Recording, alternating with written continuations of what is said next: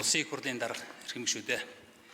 Монгол Улсын их хурлын гишүүн Пунсалмаа нарын 13 гишүүнээс 2026 оны 5 сарын 7-ны өдөр Улсын их хурл өргөн мэдүүлсэн улсын төсвийн хөрөнгө оруулалтаар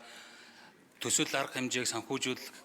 талаар авч хэрэгжүүлсэн зарим арга хэмжээний тухай Монгол Улсын их хурлын тогтоолын төслийн хилцэх хэсэг хилцүүлгийг Улсын их хурлын чуулганы 2026 оны 5 сарын 14-ний өдрийн нэгдсэн хуралдаанаар хилцэн шийдвэрлэж төслийг анхны хилцүүлэгт бэлтгүүлэхээр төсвийн байнгын хороонд шилжүүлсэн. Төсвийн байнгын хороо 2026 оны 5 сарын 26-ны өдрийн хуралдаанаар дээрх тогтоолын төслийн анхны хилцүүлгийг Монгол Улсын их хурлын чуулганы хуралдааны дэгийн тухай хуулийн 39-р зүйлд заасны дагуу явууллаа. Байнгын хорооны хуралдаанаар тогтоолын төслийн анхны хилцүүлгийг явуулах үед Улсын их хурлын гишүүн Наранбаатар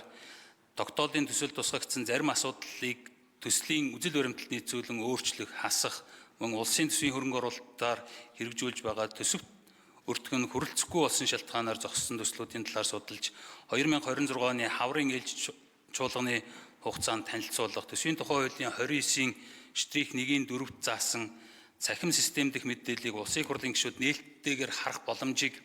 бүрдүүлэх зэрэг зарчмын зөрүүтэй саналын томьёол гаргасныг хуралдаанд оролцсон гишүүдийн олонх тэмцсэн болно. Мөн тогтоолын төсөлд холбогдуулан Улсын их хурлын гишүүн иргэдэл улсын төсвийн хөрөнгө оруулалтаар хэрэгжүүлж байгаа төсөл арга хэмжээнүүдийн төсөвт өртгөн 50-аас дээш хувиар нэмэгдсэн төслүүдийн талаар засгийн газраас судалж Улсын их хурл танилцуулгатай холбоотой зарчмын зөрүүтэй санал гаргасныг хуралдаанд оролцсон гишүүдийн 47.1% буюу олонх дэмжээгүй бөгөөд зарчмын зөрүүтэй саналын томьёолыг олонхын дэмжлэг аваагүйгээр нь бүлэглэн анхны хилцүүлэг явуулсан талаарх төсвийн байнгын хорооны санал дүгнэлтийг хамт та бүхэнд хүргэсэн болно. Улсын их хурлын эрхэм гишүүдээ улсын төсвийн хөрөнгө оруулалтаар